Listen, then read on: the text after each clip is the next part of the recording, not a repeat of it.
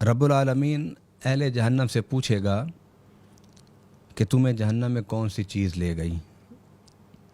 تو وہ جواب میں کہیں گے کہ ہم سنتے نہیں تھے اور سوچتے نہیں تھے، اور اگر ہم سننے والے اور سوچنے والے ہوتے تو آج ہم جہنم میں نہ ہوتے۔ یہ رب العالمین نے قیامت کی بات کی ہے، لیکن یہ بات اس دنیا کی زندگی میں بھی بالکل ایک واضح سچائی کی طرح چمکتی ہوئی ہمارے سامنے ہے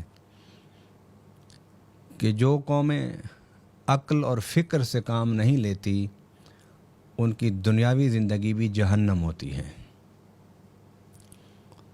قرآن پاک میں اللہ تعالیٰ نے جنت اور جہنم کا تذکرہ کیا، تو جنت کا تذکرہ کرتے ہوئے رب العالمین نے فرمایا کہ جنت میں بھوک نہیں ہوگی، جنت میں پیاس نہیں ہوگی، جنت میں کوئی بے لباس نہیں ہوگا، اور جنت میں کوئی تپش نہیں ہوگی۔ تپش ظلم کی تپش، جہالت کی تپش، بے روزگاری کی تپش، عزتیں لٹنے کا دکھ۔ آج اس معاشرے میں 6 سال کی بچی کا ریپ ہوتا ہے، اور مسلسل ہمارے معاشرے میں یہ کام ہو رہے ہیں۔ آج ہمارے معاشرے میں لوگ غربت سے بلبلا اٹھے ہیں۔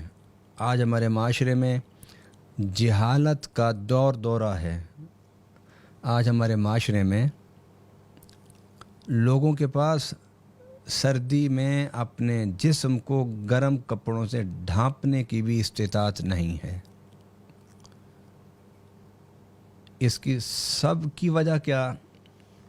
کہ ہم نے سوچنا سمجھنا چھوڑ دیا۔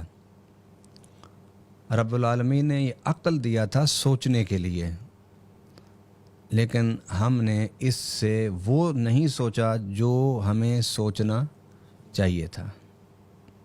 جو سوچیں ہمیں جنت کی طرف لے کے جاتی وہ ہم نے نہیں سوچا۔ تو دنیا کی زندگی ہو یا آخرت کی زندگی، یہ دونوں زندگیوں کا مدار رب العالمین نے، اس کی بہتری کا مدار رب العالمین نے سننا اور سوچنا اس پر رکھا ہے۔